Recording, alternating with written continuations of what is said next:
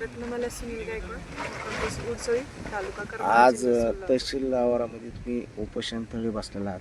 नेमकं केळी पिकाची रोग भेसळयुक्त आहे असा तुमचा एक मोठा गंभीर आरोप आहे. या संदर्भात तुम्ही आता उपोषणाला बसला, नेमकं तुमच्या मागण्या काय? आम्हाला मुळातच केळीची रोपं ही निकृष्ट दर्जाची दिलेली आहेत आणि लेट दिली. म्हणजे आमची मागणी डिसेंबरच्या फर्स्टला आठवड्यातच होती, पण ती आम्हाला मार्चला दिली रोप. निकृष्ट दर्जाची म्हणजे नेमकं काय आहे? रोपं जी जैन कंपनीची जी रोपं येतात ती पूर्ण हार्डिक असतात, म्हणजे मोठी झालेली असतात आणि त्यांची क्षमता चांगली असते आणि एका दर्जाची असते. आणि आम्हाला जी रोपं भेटली ती सगळी लहान मोठी कुजलेल्या अवस्थेत, कोणी जळालेल्या ह्याच्यात अशी रोपं भेटली. किती रोपं मिळाले साधारण तुम्हाला? आम्हाला 1700 रोपं मिळाली. त्यातले वाचले किती? वाचले म्हणजे रोपं आमच्या घरी आल्यानंतर 2च दिवसात 10 कॅरेट जळाले. त्याच्यानंतर मग आम्ही संबंधित डीलरशी संपर्क साधला असता. ते म्हटले आम्ही रोपं बदलून देतो. पाहणी केली पण नुसती बदलून देतो, फक्त उत्तरं तेवढंच देत होती की बदलून देतो. परत दिलीच नाहीत त्यांनी बदलून. 5-10% ते रोपं शिल्लक राहिलेत का? आता आहेत. त्यांची आता वाढ कशी आहे आणि किती महिन्याचे रोपं आहेत ते? आता 6 महिन्याची रोपं असतील. 6 महिन्याची रोपं. आज ज्या केळीच्या रोपासंदर्भामध्ये आपण जे गंभीर आरोप केलेत किंवा जे आपल्याला रोपं मिळाली ते निकृष्ट दर्जाचे आहे आणि त्याची वाढ झाली नाही, नेमकं तुम्हाला याबद्दल काय म्हणायचं? जैन कंपनीच्या डीलरने आम्हाला भेसळयुक्त वाढ खुंटलेली रोगट अशा रोपटाचा पुरवठा केलेला आहे. तरी संबंधित आम्ही डीलरला वेळोवेळी सांगितलं की ही रोपं खराब रोपं येतं, आम्हाला बदलून देतो असं म्हणले. परत सारखं मागणी केल्यास ते 15 दिवसांनी ती म्हणले आम्ही देऊ शकत नाही, कंपनीच्या माणसाला तुम्ही फोन करा. किती एकरामध्ये आपण लागण केली ती? 1.5 एकरामध्ये लागण करायची होती.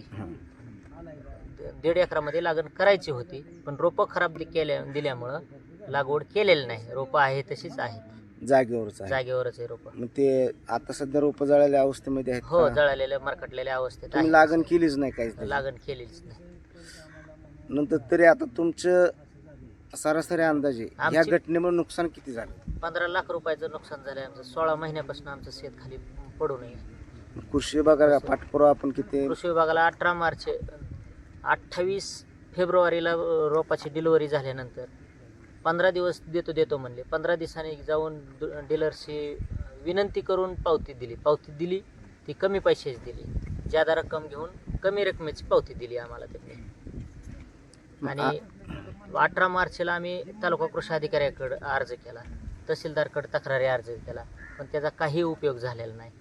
की बाबा असं डीलरने आमची फसवणूक केली, आम्हाला लेट पुरवठा केला आणि तरी आमचे ह्या डीलरमुळं आमचं इतकं नुकसान होतं आहे हे वेळोवेळी सांगून कृषी विभागाने सुद्धा दखल घेतली नाही.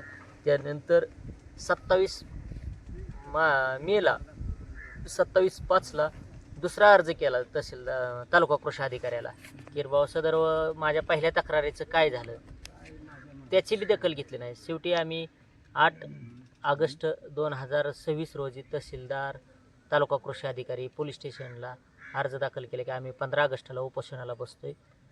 संबंधित डीलरवर गुन्हा दाखल करण्यात यावा, कंपनीवर गुन्हा दाखल करण्यात यावा आणि त्या कंपनीला काळ्या यादीत टाकावा. आणि माझी 18 मार्चपासून जी तक्रार आहे ती दडवून ठेवणाऱ्या त्या कृषी अधिकाऱ्यावर त्याच्यावर कारवाई करण्यात यावी. असं काय वाटतं माझे डीलरने तुम्हाला जी रोपं दिली आणि ती रोपं देऊन कृषीच्या माध्यमातून त्याचं का अनुदान वगैरे मिळाले का त्यांना? नाही, अनुदान नाही मिळाले. म्हणजे असा काय प्रकार झाला नाही, अनुदान नाही मिळाले. त्या सगळ्या बाबीमध्ये तुमचं नुकसान झालं? हो, नुकसान झालेलं आहे.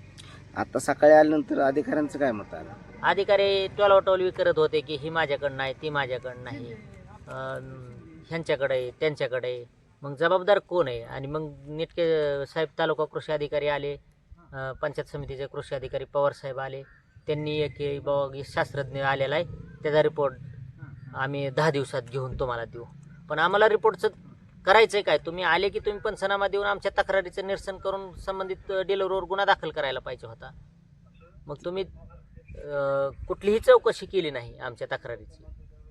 ह्याच्यामुळं संबंधित डीलर व कंपनीवर गुन्हा दाखल करून आमची नुकसान भरपाई मिळाली पाहिजे आणि माझ्या तक्रारी अर्जाचं 7 दिवसात निरसन व्हायला पाहिजे होतं. ती न झाल्यामुळे त्या संबंधित अधिकाऱ्याला त्याची कारवाई झाली पाहिजे अधिकाऱ्यावर. आता पुढची भूमिका काय? व आमरण उपोषण आपलं आहे, व नेमकं न्याय मिळेपर्यंत तुम्ही बसणार आहात का सोडणार? न्याय मिळेपर्यंत आम्ही उपोषणाला बसणार.